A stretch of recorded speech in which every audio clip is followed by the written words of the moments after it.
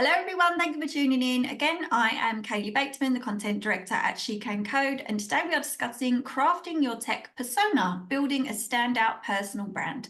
I've got two amazing ladies with me today. I've got Zsofia Kiss, Senior Technical Recruiter, and Laila Kelada, Senior Product Manager, both from Wise with me today, and we're going to unpack the essentials of establishing a compelling personal brand in the ever-evolving tech landscape. Welcome, ladies. Thank you so much for joining us on Spilling the Tea.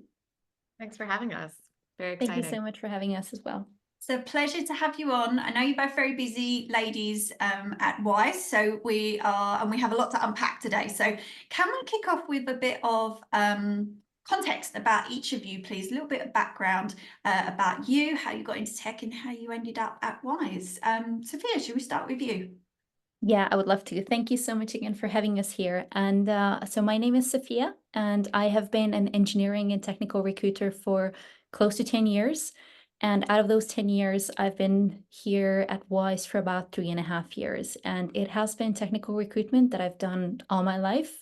Never looked at anything else. So we can say that engineers and technical people are my bread and butter. Nice. Nice. And when you were younger, would you say that you were that person that knew you were going to work in the tech industry, or was that kind of just a lot of us just fall into the tech industry and we're really pleased that we fell into it? But did you have any kind of aptitude for tech when you were younger? I have played around with the idea of becoming a software engineer when I was in high school, but I just felt that my math skills are not really up to the level that these folks need to have. So I've shifted into psychology. That's where I got my bachelor's degree and also my master's. And becoming an HR person, becoming a recruiter was kind of a natural progression to my career. I landed an internship as an intern recruiter, and I never looked back. And that was almost 10 years ago. Amazing. It's nice when people do say they found their way in, but they stayed. So it was just sometimes one of the best things that have ever happened to us. I was one of those people that fell into tech and I just stayed. So no matter how we get in, we get in. Well, I guess we made a good decision then, both of us. Exactly. You tend to stay once you are in. Laila, yourself, can you tell us a little bit about you and how you ended up at Wise? Yeah, definitely. So Wise was kind of relatively newer. It was more recruiter reached out, so fairly simple. But I think how I kind of initially got into tech is a bit of a random story. I have a very basic business degree. I had no clue what I wanted to do. I'm half Egyptian and I don't speak Arabic. So I actually moved to the Middle East to try to learn Arabic. Unfortunately, my Arabic is still really terrible. So I wouldn't say I, moved leaps and bounds there. And when I was there, I wanted to start a business. But I was incredibly young, early 20s, very fresh-faced. And I knew I needed to get kind of expertise. So I essentially got a one-way ticket to London. I had no job. I had nothing on the cards. I ended up posting a thing on Facebook back when I had Facebook saying job hunting in London, if anyone knows. And it just so happened a friend reached out. And that's how I actually got into tech, which is very random. And then once in tech, I had no idea what product was and kind of fell into it a little bit more naturally. And I did have to actually fight pretty hard to get into it. It wasn't, an open door type situation. And then many years later, I was headhunted essentially by Wise, and incredibly ecstatic, has a fantastic product culture, and I've been at Wise now for 2 years. Amazing. And when somebody reached out and said, going into tech, did you think that was going to be really technical? And then you thought, actually, product is a really nice mix of you don't have to be overly technical, you don't have to have a computer science degree, but you still have to understand all of the vocabulary, you have to be a really good communicator. What were your first thoughts when somebody was like, tech? Oh, like panic, massive insecurities, imposter syndrome, like everything you can think of. I mean, I used to have to power pose in the bathroom before I came to work every day because I was so nervous. But yeah, I think it's incredibly daunting, but once you're in it, and I think this is the biggest thing, is you learn so much on the job. that it is something that you pick up. And I think it's so much about just having a really good starting point and a good base and prioritizing learning, early. But yeah, I mean, early days, full-blown panic. Once you get into it and you go in the deep end, you're going to do great. Yes, yeah, I'm pleased you said that, because it's one of the reasons why this podcast was started, just so people could hear you don't have to be techie for every role, and you just almost wish that more people knew that, and more people would want to come into the tech industry and not find it a daunting place of, you know what, I'm not that techie person, I'm not good at these types of subjects, maybe I just can't work in tech. But actually there is so many roles, that one of the reasons why this podcast was started, just to share all the different types of roles, so people don't have that feeling, or don't find themselves power posing in the bathroom thinking, God, why did I take this job? Exactly. And I think there's so much more to it. And I think you also notice, especially, once you get into the more and you try different tech companies and you see the people who really succeed and, progress very quickly are those who are incredibly strong communicators, incredible in ambiguity, and can kind of remain calm in a storm. Those are the people that succeed, and those are the traits that will always push people through. So yeah, again, it's not necessarily the technical knowledge like that you can learn. It's very character based. Yes, I definitely. can also second this very much, because even as a recruiter, you do need to begin developing your technical acumen and your technical knowledge as time progresses. But you don't need to know a lot of technical stuff in order to become a recruiter and begin this job. Time will bring the knowledge along with itself, and you will start to learn things about product development and engineering and project management and QA and whatever other field is out there. So definitely lots of imposter syndrome happening at the beginning, regardless of what part of the tech domain you're in. The confidence will come as you grow and as you become a better professional.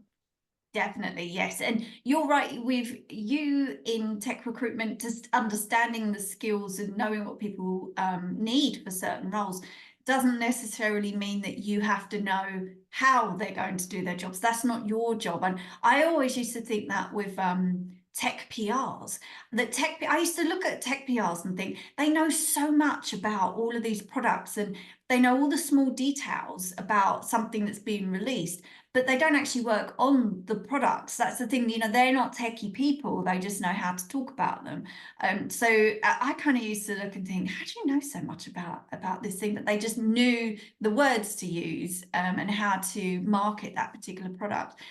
The same in recruitment, the skills that are needed, but you don't have to be technical yourself. That's why you're hiring the techie people, but it still means that you have a very important job in the tech industry, which in yourself comes with lots of different skills as well.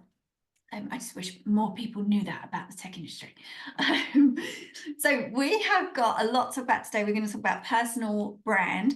So Zsofia, can we start with you? From your perspective, what are some common mistakes that candidates make when trying to establish their personal brand?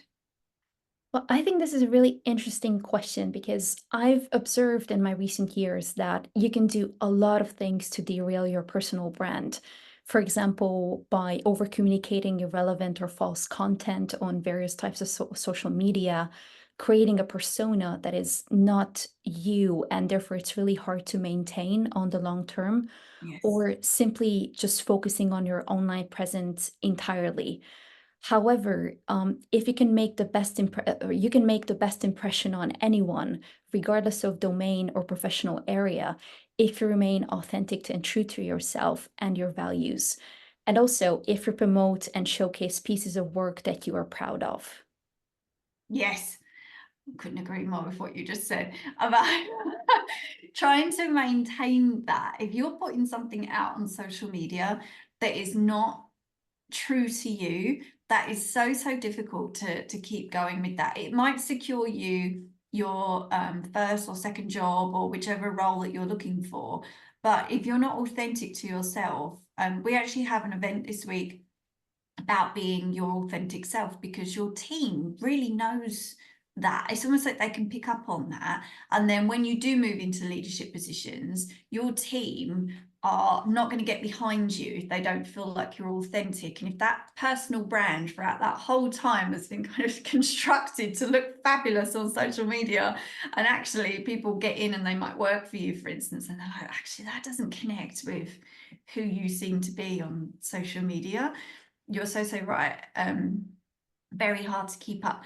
Do you notice that, out of curiosity, as a tech recruiter, do you notice that perhaps you might interview and then you think, but you don't really connect with what we were looking at on social media? Because you must Google people, right? And get like a picture of them ready for an interview and then think, well, that doesn't connect.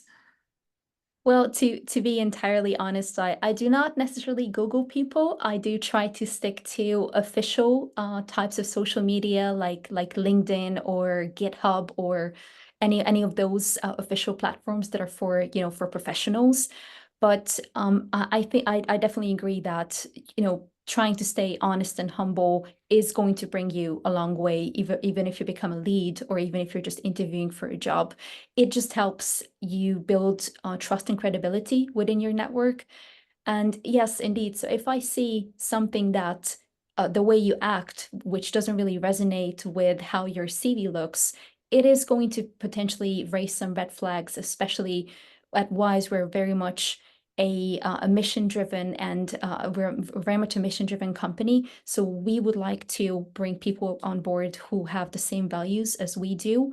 And one of them, one of the values that we have is no drama, good karma, which I think is one of the best values that we have here at the company. Just be your authentic self, be honest to your audience, and it's going to make you more relatable and it's going to bring you a long way. I love that. That is, I think every company should have that on the door as they come in. No drama, good karma. It's definitely, and a great way to have that in mind when you're interviewing as well, and to whether or not somebody is going to be a good fit for your team or to add to that team as well, not just fit in sometimes, but add to them as well. Laila, what about you? Can we talk a little bit about your personal journey and you know, working in product? Can you share a little bit about that journey in building your own personal brand within the tech space, and what strategies have you found most effective in doing so? Yeah, definitely. Good question. So when I first got into product, I was at a essentially logistics tech company, and I was focused more on like account management and growth strategies. And I got bored very quickly. I think I'm someone who likes to juggle multiple things at once, which is probably why product is suited to me. And it very much started where I had an amazing director and I took him out for a coffee and I said, I don't know what I want to do with my life, which I think is actually very common for most people in their early 20s. I wouldn't say I'm an outlier. I think I'm just going to label it for what it is. We don't know what we want, and that's okay. And I think everything is an evolution, and maybe I'll pivot in 10 years, who knows? And so essentially we just wrote it down, things that I liked, what I didn't like. And he said, you know what, that sounds like product. And so unfortunately, he ended up leaving the company fairly soon after. And so I kept pitching them, could I just get some exposure? One day a week, they said no. I took a coding course. They continued to say no. And I just kept getting no's, you know, turned in my face. And it's very hard to actually get a product role if you don't have product experience. And then it's very chicken and egg. And it's like, then how do I get the experience? So it's definitely quite tricky. So I eventually tried to make myself as invaluable as possible to the company, till eventually they said yes. But I was very adamant that I wanted to just prioritize learning as much as possible. And so I just wanted to get something under my belt very quickly. And then one of the biggest priorities for me was, learning, trying to find a really great mentor. And so there are some incredible networks within London that definitely helped me do that. One, there's something called Women in Product. They host events, incredible for networking. Highly recommend them. There's also other product events like Product Tank. I think those are less valuable for people starting, but still a great way to expose yourself and really build up your network. Taking courses like General Assembly have courses. I wouldn't necessarily say the course was a game changer, but it's the people you meet at the course that support you. I think that's actually where the money's at. And then similarly, I would actually message people a lot on LinkedIn and just ask them if they want to go for coffee with me. Sometimes this worked, sometimes it didn't. But I think of those people now, and actually when I get messages coming through, it's very much like a pay it forward type situation where I 9 times out of 10 will say yes, because I know how valuable that was for me in the beginning of my career. And likewise, sniffing out the best recruiters. These people will work for you, and it's very hard to be your own advocate. It's incredibly isolating. And as I mentioned, so many doors get closed in your face early on in your career. Recruiters are perfect advocates for you. And then getting referrals within those companies as well. So that's kind of how I managed to do it. But I think the big thing here was, I prioritized learning, which meant taking things like a pay hit, looking at things like, okay, what's the trajectory? Would I learn more in a startup or an established company? The reality is startups, you'll learn a lot more. And I think you'll learn actually some really valuable core skills like communication in the madness, staying calm, wearing multiple hats. I think so. I'd probably advocate for people starting out to focus more on that than a very well-established company. But again, it's whatever you prefer. And company culture was super important. So yeah, that's kind of how I dipped out into it. I wouldn't say there was one thing that propelled me. It was multiple, and I'd be lying if I said it was easy. I had to work exceptionally hard at it. So that's how I got into product. Amazing. There were so many things that you just said there. I was thinking, yes, I completely agree with you, especially on startups. Yeah. Such a good place to get started. We've had a few conversations on this podcast about just working in a startup just sets you up for everything else that you're going to do. And even if you decide to never work at a startup again, everything that you learn at that first company, I love the fact that you called it communication in the madness, is it's just exactly what that is. You've got more responsibility, you're accountable for more things because there's nobody else there, and you just have to learn so fast and learn to be agile. And it's very, very good fun, but it can be very, very challenging. And you are right, that's really good, a very good baptism of fire to create your personal brand and to figure out who you are, and also where you want to go moving forward. So I couldn't agree more with starting at startup and then deciding where you want to go from that, if you want to stay or not stay in the craziness. And I couldn't agree more with finding a network. Obviously, it's something that we advocate for at She Can Code, and within our community, you can, we have this map in our community that people just go mad for, and you can see where all of our members are based. And like if you want to reach out to people, you can direct message them and ask for a coffee. You can be like, hey, I'm in London, come and have a coffee. And just finding people that are near you to be able to pitch questions to or meet up with, so important, because you just never know who you're going to bump into. Even at events, I've found that's really good. You never know who you find yourself chatting to in the line for the ladies, and it's somebody that actually it just turns out to be a really good connection for you, just chatting, waiting for the ladies at a random tech event.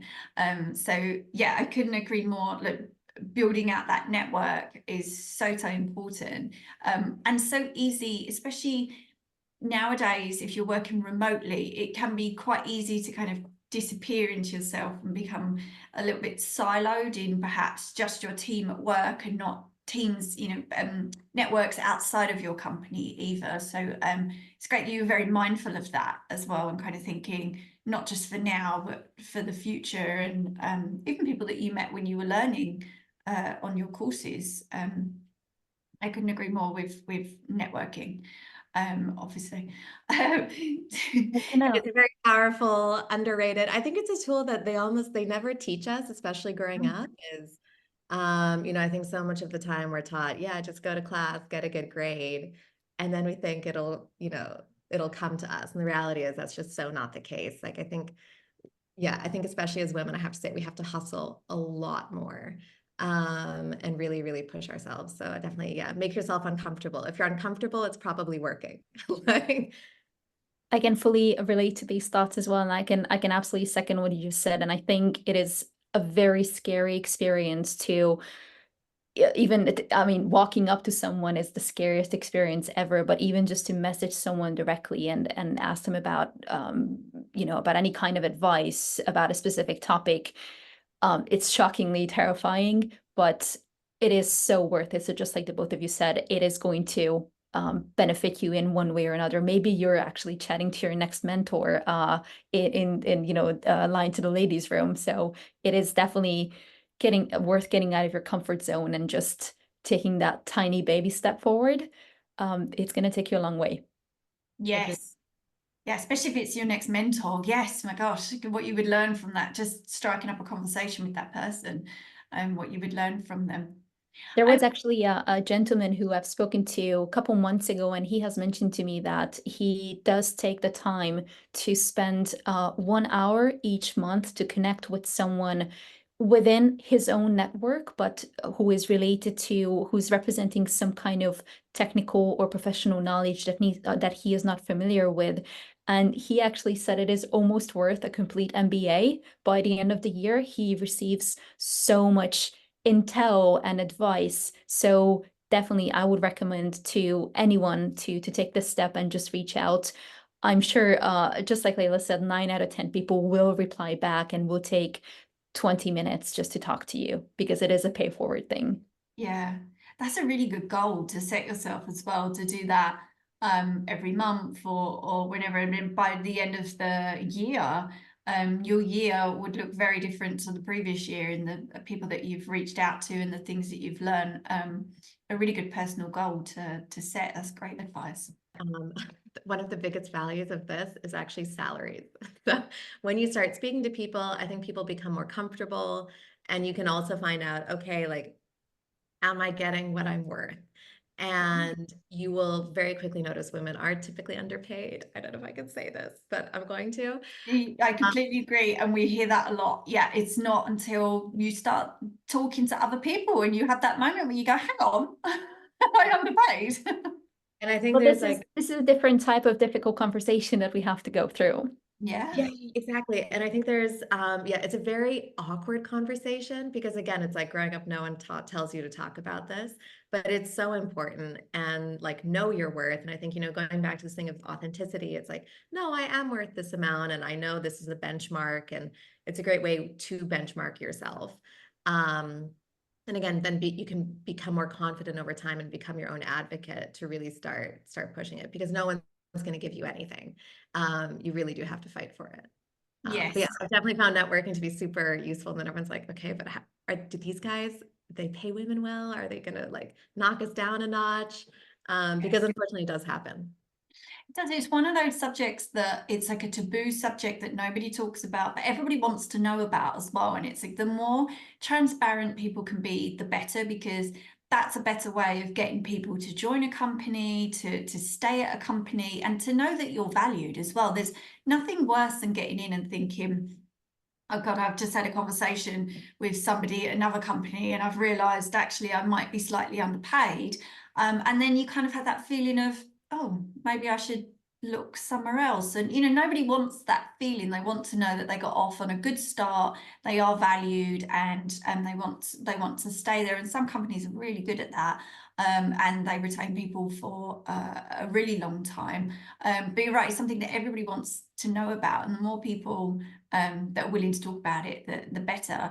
We're actually going to be hosting a webinar on that soon, because it is a topic that keeps coming up and people want to know about salaries, and whether or not as well it's okay to ask for a pay rise if you do feel that you're undervalued. How do you approach that, and when do you approach that, and not just getting to the point where you think, I'm just going to have to leave because I don't feel like I can ask for a pay rise if I feel like you're at a point where you deserve one. So yeah, it keeps coming up. It's something that we are going to address as well, because some companies are very good at being transparent and retaining their women in tech, and others not so much. So we're going to try and address that in one of our events. You're absolutely right. Nice. Yeah. And I think Wise actually does that pretty well. Like, we're very public in terms of these are the bands, this is how you progress. And I think providing that clarity does make you feel more comfortable, but also it's like asking becomes less of a burden because the company has taken the initiative to say, hey, this is what I need from you. This is where you are. These are, the bands across different. Yes. Yes, So I I agree. think So much better. Takes that paranoia away from you as well. You just know where you exactly. stand. Exactly. I think salary conversations should never be frustrating, and it should never make you feel that you're asking something you shouldn't be asking. So I agree. I agree very much with Laila that it is just so nice for me to be able to communicate to people what the salary ranges are just right away up front without being shady of any kind or being, trying to phrase my sentences in a way that I'm trying to get information out of you and not being transparent at the same time. So I think, again, this connects to one of the WISE values, but being transparent to the customer and also to people that are working as wisers. I think this is a great thing. Definitely. Yes, people just want to know where they stand. If their employer is transparent in every way, then yes, they know that normally that they want to stay there for the long term. We have lots of ladies in our community that are transitioning from different industries, and we really don't care where our ladies come from or what point in their career that they decide to fall into tech, whether they've been in tech 10, 15 years already and they're coming in for their first job. So Zsofia, I wanted to ask you a little bit about that. For candidates who may be transitioning into tech from other industries, what advice do you have for them in terms of building a relevant and compelling personal brand? I think one of the main topics that is definitely worth mentioning here is networking, which we have talked about already quite extensively. So I don't think I need to mention that again, but just keeping in mind that building those deep real life connections and word of mouth recommendations, those are very, very powerful things to have on your side. But the other thing I thought would be worth highlighting is the portfolio. So your professional presence, whether it is on your LinkedIn, on a website, or if you're an engineer or software developer, on your GitHub, it is never too early to begin working on a portfolio that showcases your best works. And it doesn't matter how small or insignificant you feel that piece of work is. It could be a pet project, research you've done for your studies. The sky is the limit, literally, in terms of what you can showcase. I think the most important thing is that you be proud of what you have achieved and don't be afraid to show it off. So we have all began somewhere back in the day when we were very young and in our 20s, and we had nothing to show, so like very little to show. So just pick the ones that you feel are highlighting the transferable skills that you have from the previous domain where you're transitioning from, and make sure that those are catching the hiring managers and the recruiter's eye when you're applying, or whether they're in your CV or in a letter of motivation. You will very likely grab someone's attention with this, and likely you will land the job at the end. Yes, brilliant advice, especially about a portfolio. I had somebody tell me once that you should always bear your portfolio in mind, because if you've just done something, a project, and you want to update your portfolio, you're best to do it then, even if you're not looking for a job. Because sometimes you have that moment where you might think, in years to come, I need to update my CV and my portfolio. And oh my God, what did I do? And I haven't even dusted off my CV for years. So what have I done? Let alone put together a portfolio at that point. So somebody said to me about, you know what, just always be mindful of that, because then you can update it as you go and add in more details because you've just finished something, instead of having that moment 10 years later where you're like, I really can't showcase myself very well now because I can't remember what I was working on like 10 years ago. You must see a real mix of things that are just sort of flung together in the moment, where somebody's just had a moment and decided they're going to go for a job, and they're like, yeah, this is kind of what I do. So you can tell when someone's really made an effort with their CV and their portfolio. I think this is actually a great idea, and there is something that I call for myself a brag sheet. So this is just a document that I've created for myself where I record, whether it's for my we call the grow wise when we get our annual evaluations for performance. So whether it's for my performance evaluation or on the long term, I record things that I'm proud of or things that have not gone well, but I've gone through that obstacle, I've jumped through it, and I've been successful in coming out of the other end. I record these things, and whenever I need it, whether it is for a performance conversation or to just redo my CV, which obviously I have not touched in 3.5 years. So there's probably a lot of things that I could put in there. It is going to be super, super handy. And you can always weed out the things you don't need, or you can always, think about how you're going to reorganize it. But it's definitely, I think it's a great thing to have some kind of document. It could be a piece of paper if that is something that you enjoy, but I think an online document is probably a bit more weatherproof. It's nice to have this, and then you can always reference it. And also, I think this is a great way to battle your imposter syndrome. So whenever you feel you're failing, you're not doing right, nothing is working, you just look at this. I do this all the time when I feel like I'm not doing good enough. I look at the sheet and I tell myself, Zsofia, this is what you have done. This is proof that you're able to get the job done. And it actually helps quite a lot. So it helps you put things into perspective. Yes, that's such a good tip. Yes, not even when you're trying to get a job and you're trying to move to your next position, just as a reminder sometimes of, you're right, you do forget the things that you have done and the things that you have achieved when you're not feeling your best or something is not going quite right at work. You definitely having something there that you can just refer to and think, what, I did do really well in my last position, for instance, or something, that a project that you worked on that you were really proud of. That's a really, really good tip. I love the fact you have a bragging sheet. That is brilliant. Brilliant advice. Laila, you touched upon networking a little bit earlier. I want to touch back into that, though, about what role do networking and community engagement play in shaping one's personal brand within the tech community, and how can professionals effectively leverage these opportunities? I suppose what I wanted to touch upon there is kind of networking. Obviously, we said is so important. I suppose it's also what people are saying about you as well, isn't it? Like if they've met you and then you hear an opportunity and then somebody immediately thinks of you because they've met you and they know your personal brand and they go, I know somebody that's really good at that particular thing. That's kind of usually how word of mouth works. Yeah, definitely. And I think that's why it's so important to almost like build your brand at home before you go abroad. And I think what I mean by that is it's the people you work with in the day-to-day who will be almost like your first advocates or your first line who will promote you outside of you promoting yourself. And I think that's why they say, referrals are so sticky, whether it be a referral to a product or referral for a person. And it's because there's that trust element that has been built. So I'd say it's very much built first, at home within your own, the company you work for. So people will advocate for you across, or when they move on, maybe they'll take, them with you, or vice versa. So that does actually happen a lot more frequently than I think we assume. Actually, I'd say most of my jobs have been that, believe it or not, rather than me trying to like really hit the pavement that I did in my early 20s.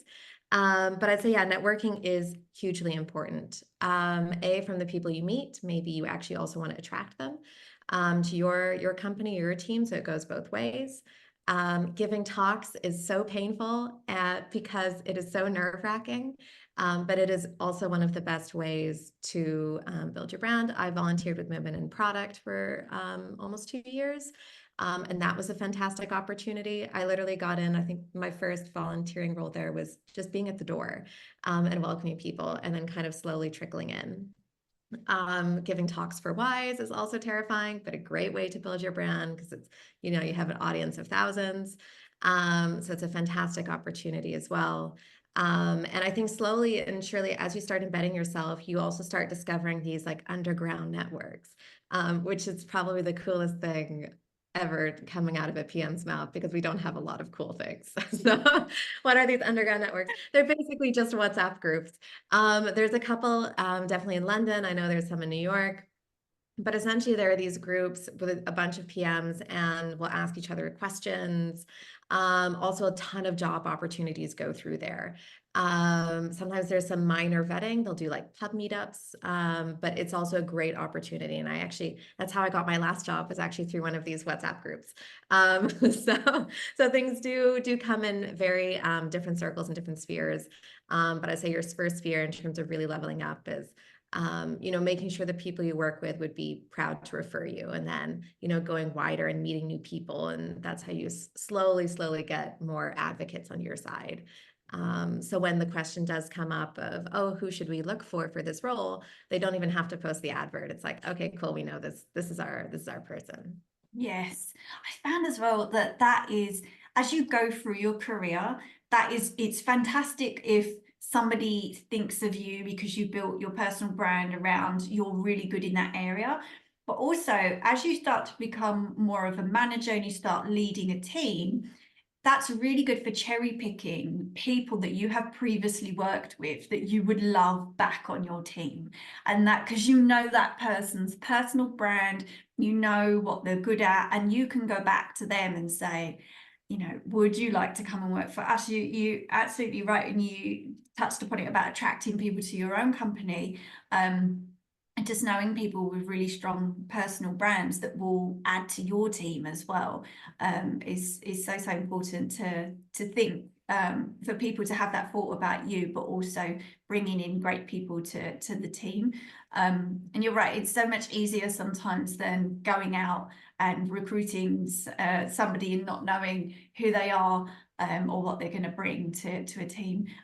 Some of that does involve, though, doing really scary things, as you said, like public speaking. So lots of people building a personal brand that way, coming out of your comfort zone a little bit more, but so much easier for people to grasp what you're about and who you are when you are doing public speaking. But it's not for the faint-hearted, obviously. It's not for everyone. No. I think also one of the nicest things is it's also, for some reason, I think also when you do give talks, people are actually more willing to approach you, not necessarily just for a pure job perspective, but it could be anything. And it all of a sudden makes everything easier and more familiar. And even though sometimes, you are on a stage, there's that sense of it's more friendly. It's like you just break down the barriers.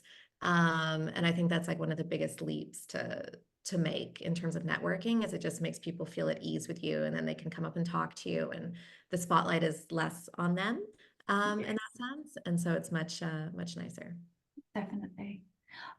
Ladies, we're almost out of time, and I wanted to throw one last question out to the floor. What are some practical tips or actionable steps that listeners can take away from this discussion today to start enhancing their own personal brand within the tech sector? Ooh, good question. Who wants to go first? I feel like I have so much to say on this topic, so you might have to cut me off. But in one sentence, I'd say throw yourself in the deep end. That's the biggest takeaway. Be gritty. I think women are naturally very gritty, so I think we're definitely on the right mark there. Take yourself to events. If you're uncomfortable, bring a friend. Message people on LinkedIn, ask them out for a coffee. It's, a fantastic opportunity. Look at, companies on Glassdoor. You're interviewing them as much as they're interviewing you. And I really, really mean that. But above all, prioritize who your manager is going to be. I think prioritize growth and prioritize learning, especially if you're just getting into the field. Yes, brilliant advice. Yeah. And especially prioritizing learning is something that sometimes we forget to do, and especially when you get in your day-to-day and you forget to actually try something new and move forward for when you do want to move on to your next role that you haven't added perhaps to any learning time, but just prioritizing lots of different things to add to that personal brand can really help you. If you do ever want to move companies or even move up and be promoted, not necessarily leave a company. We work with a wonderful company who said most of their employees I talk to they don't leave, they just move around to different departments, and they ask different departments how they can get over to try something new in a different department because they would rather not leave the company. But again, that's building on personal brand, and the people in that team know of that person and whether or not they think they'd be a good fit. So yeah, definitely prioritizing self, prioritizing learning. It's great advice. It'll pay dividends. And I mean, yeah, it will really, really pay dividends later. So definitely prioritize that. I fully agree as well. And it will also help you build your portfolio. So one of the actionable step that I would highlight is getting your portfolio ready and continue to develop it. And, you know, just making sure that you're promoting yourself with the right content on the right channels. And as just a final thought, I would like to just turn back to staying true to yourself and your values and what you represent as a person. Nothing really matters as much as this, in my opinion. As long as you're bringing your true self to the table, you will be valued at networking events, you will be valued at job interviews, and you will be the person that people will think of when a new opportunity arises. Yes, brilliant advice, definitely. And stand true to yourself as well when you have an interview. If those values don't align with you, you know, thinking maybe this opportunity isn't for me, it doesn't align with my personal brand and my values. But it does help when a company is very transparent about their values as well, which Wise does seem to be very transparent about their values, what's important, what to expect. And people really value that as well when they're going for an interview, and they just know what they're going to get. So absolutely, very much. And just to reflect on this, I've mentioned previously that at Wise, whether it's so we own our work, whether it's a successful project or whether it's a mistake, and I think that applies to an interview setting as well. I think one of the main things that I appreciate very much about a person I'm speaking to is when they're able to describe something to me that they failed at, or if they have or if I ask them a question that they don't have an answer to, but they do still attempt to try to describe their thought process or try to bring in a similar challenge they have solved and learned from. I think those are all really, really great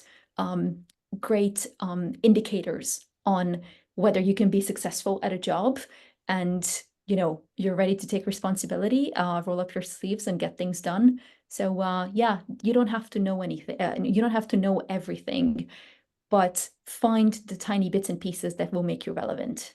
yes, you're right. That responsibility of saying, you know what, something went wrong and this is how we did it. I completely agree. I do not like it when I hear people saying things like something really went wrong, but you know, at the last company I worked at, it was the management team.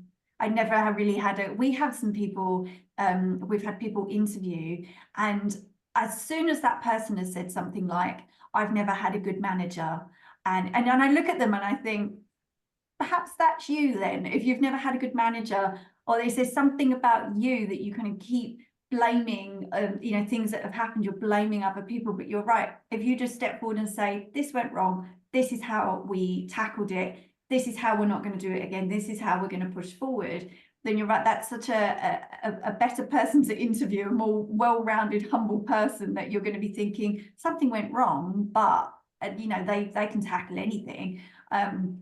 Laila, especially if you're at a startup, you have to be that type of person that can just, you know what, things went wrong, but we have to move fast and we have to pick ourselves up and try something else. So, you know, that is a very fast-paced environment in a startup. Yeah, no, I definitely second that. And I think it's, you know, we all share in our failures and we all share in the success. And the second someone talks about, you know, one win, it's probably not real. But no, I definitely. Exactly. Ladies, we're already out of time. I could keep talking to you about personal brand all afternoon because it is such an important topic for our community. So thank you so much to both of you for coming on here today. It's been an absolute pleasure to chat with you. So thank you so much for joining us today on Spilling the Tea. Amazing. No, thank you so much. This was great. I'm sure for Zsofia it's the same, but if people have any questions or want to ping us, like, please feel free to. That's, yeah, why we're here. Definitely. Absolutely, absolutely. So thank you so much as well for having us here. This has been a blast. This has been a really great experience. And if anyone ever wants to connect with us, they can find us on LinkedIn. I do not use Facebook too much, but I'm on Facebook as well. But definitely on LinkedIn, or even just with our Wise emails, we're happy to support anyone. Definitely, our ladies would absolutely love that. We are a collaborative community and we know that we can't all do it without each other. So we will include some contact details as well in the below for this podcast. So thank you, ladies, for also volunteering to connect and help some of our community as well. I know they're going to absolutely love that. So thank you so much, ladies. It's been a pleasure. And to everybody listening, as always, thank you so much for joining us and we hope to see you again next time.